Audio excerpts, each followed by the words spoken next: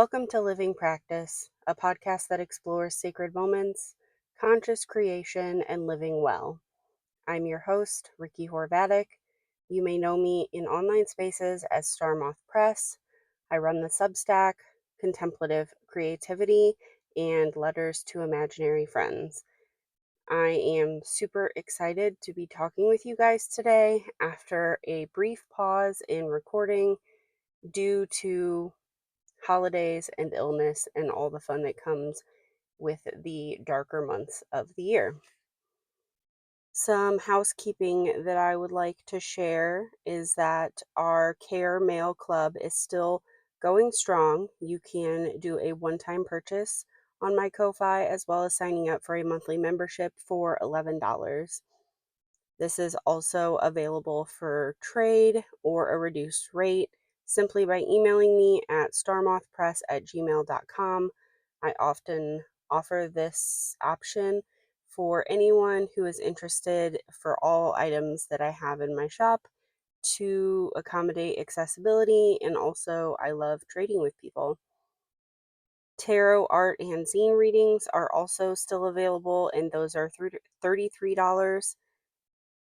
Those can also be booked in my Ko-Fi shop, and the turnaround time is pretty quick these days because life is starting to settle down since the holidays.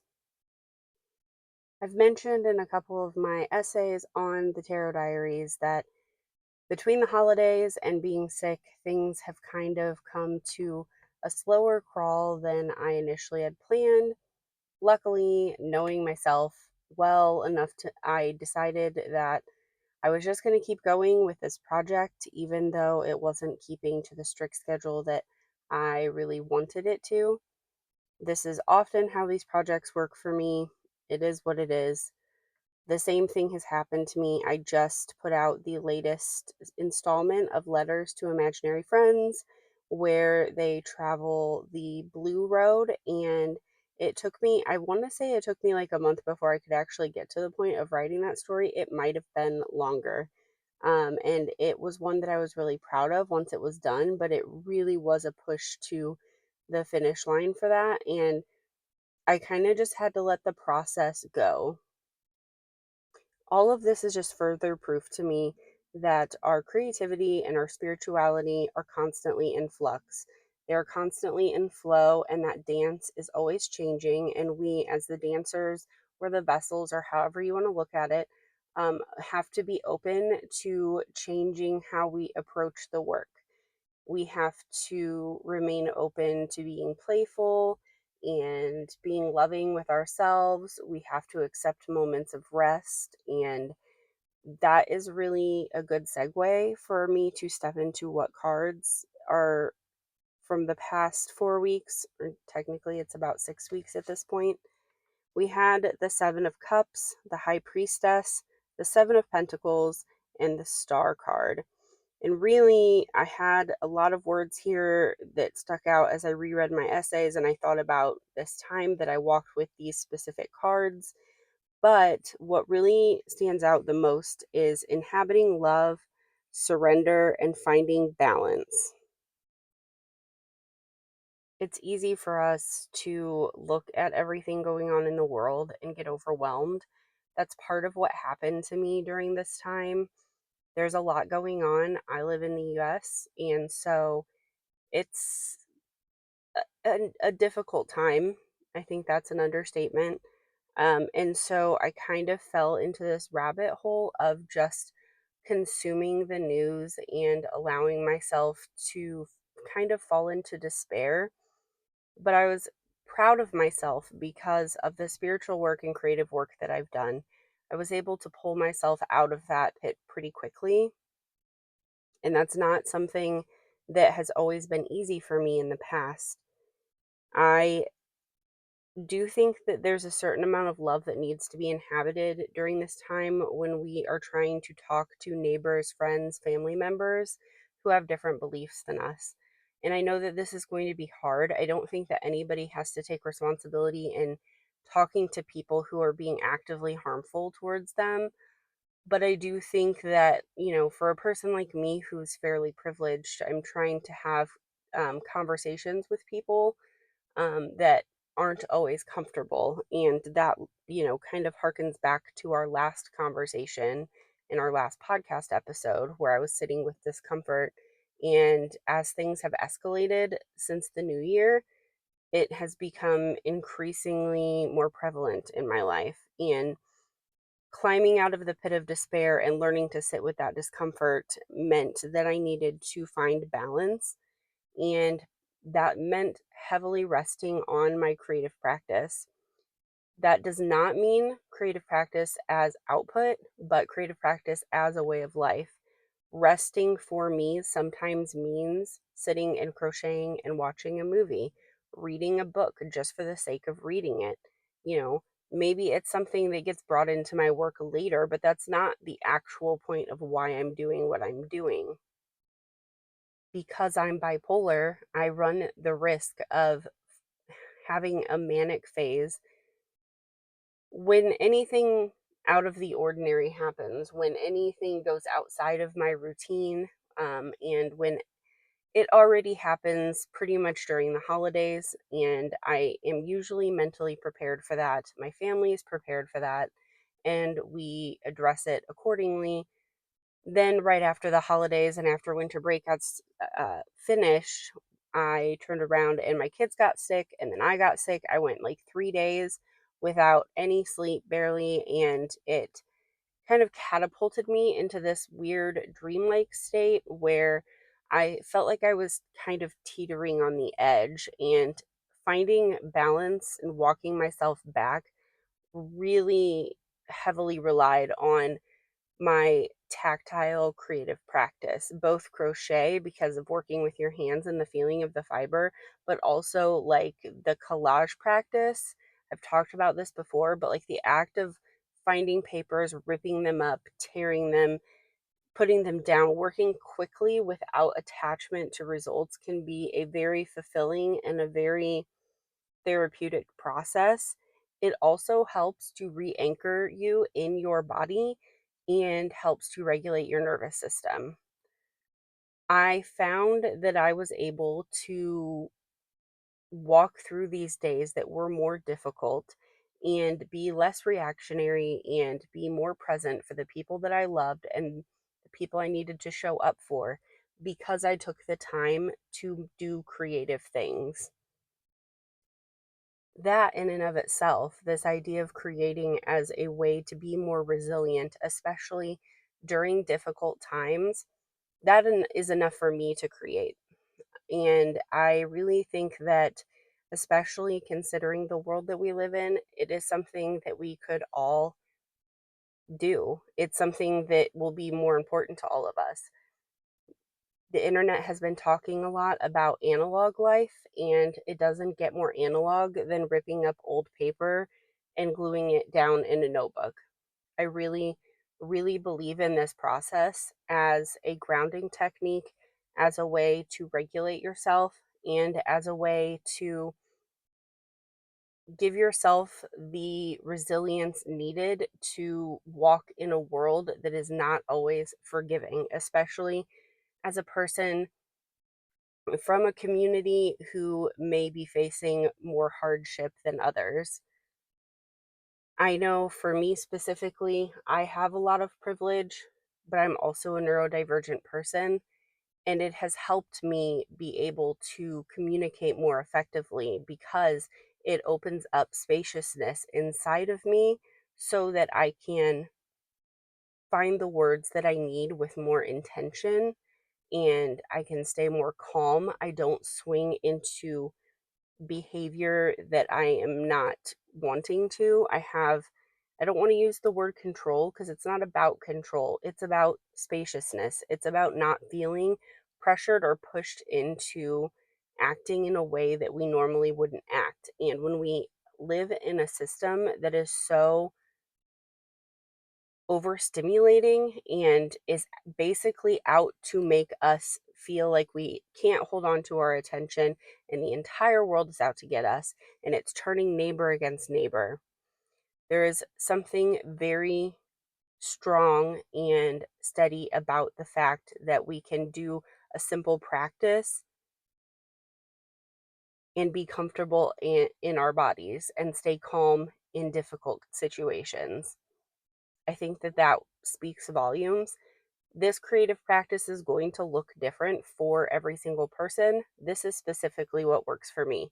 I know there's a lot of people who would rather make music or make movies or, write screenplays or make puppet shows. Do whatever it is that speaks to you. Make it silly, make it playful, frolic. Just frolic and use that as a way to regulate yourself, so regulate your nervous system so that you can survive the horrors, basically. I think this was a good lesson for me to learn from the star because it's really about that act of surrender. Because as an individual person, there is only so much you can do, but you certainly can't do anything at all effectively if you are not regulated, if you are not able to communicate effectively, if you are running around in a panic. That is literally helpful for no one. If you are like I was, falling into a pit of despair, that is a little bit self-serving, even though it is completely understandable. The world is overwhelming. And so we take in the information that we need to. We lean on the practices that help us stay strong, stay connected, keep our hearts open while also being resilient to the difficult things. And we rest when we need to. None of us are machines, and none of us are going to save the world on our own. None of us are going to push our way through or like grit our way through this by brute force alone. So I think that the softness of the star and the balance that I found in the high priestess, where she was living kind of in the veil but out of the veil. I think that spirituality and creativity can sometimes be seen as a distraction or a way to check out of reality. But I think if you approach it with the correct lens and the correct attitude, it actually is a way to ground you more into reality and help you be a more effective member of society and be more of service to the people around you. As for the Seven of Cups and the Seven of Pentacles showing up together, especially during this time, it also feels important to plant seeds of hope, to dream of new possibilities. And I know there's a lot of people who are way more educated than I am talking about things like world building and dreaming new and better futures. And I think that that is also an important thing for right now. It is a creative act in and of itself. It can be gone about in several different ways. It can be approached as a magical practice if that is something that you're into, or it can simply be a way of just ideating what you want to bring forth in your little corner of the world in the future. And we can take this as big as we want to. If you're looking for a book to read or a book series to read that really showcases the idea of radical hope, or hope punk as I've heard it called, the Monk and Robot series, or Robot and Monk series from Rebecca Chambers, or Becky Chambers, I'm sorry. That book series I've listened to multiple times and I highly recommend it because it shows, without being too prescriptive, it shows how we can show up better in the world, both as a singular person and as a society. And the more we collect these ideas from places like fiction and movies and our own imaginations, the more ideas we have as we move forward and build a new future. And I think that the four cards I've been walking with have really exemplified how opening our hearts and inhabiting love can help push us through that movement. It's not going to take brute force. It's not just a grin and bear it type of situation. It will take discipline, it will take work, and it will take cooperation. And so that's where the love comes in, because we've all been at each other's throats for so long that I think we almost need to take a step back and start meeting each other where we are. Again, I don't think that anybody needs to have conversations with people who are wishing harm or voting harm towards another person. I think that, there are other people who can have those conversations, who can cross the bridge to talk to people on the other side who maybe can be more effective in having those initial communications. And I'm not going to sit here and pretend like I have all the answers. I barely have any answers for my own life. Okay. But this is what I have come to realize as I've been navigating this time. And it is the philosophy that has kept me going, which is that everybody is worthy of love. And I think that the more we inhabit that and try to approach our world, that doesn't mean that people get away with things. That doesn't mean no accountability, but it does mean that people are human and they are owed the respect of being human and the rights that come along with that. So I think that that's it for today. I didn't really have an overarching theme coming into this just because there's so much going on. And like I said, the world is really overwhelming right now. So I would invite you guys to do what you can in your local communities and to love each other better. That's how I sign off a lot of my emails. And it seems like a small thing, but I think that if we can open up our hearts to one another a little bit more and we can start learning and having more conversations, then maybe we can move away from some of the scary places that we've ended up. I hope that everybody stays safe. I hope that everybody finds rest and calm and respite during this time. I hope that these darker months treat you well and give you any peace that you can get. Most importantly, I hope that we are all able to love each other better. This has been Living Practice, a podcast that explores sacred moments, conscious creation, and living well. If you enjoyed this episode, please give it a rating in Spotify or Apple Podcasts, or Restack if you are on Substack, and you can subscribe, and ring the bell if you are partaking in this podcast via YouTube. Whatever support you decide to give is greatly appreciated. And if this episode wasn't for you, I also understand. I hope that everybody, like I said, I hope that everybody stays safe, and I will see you next month.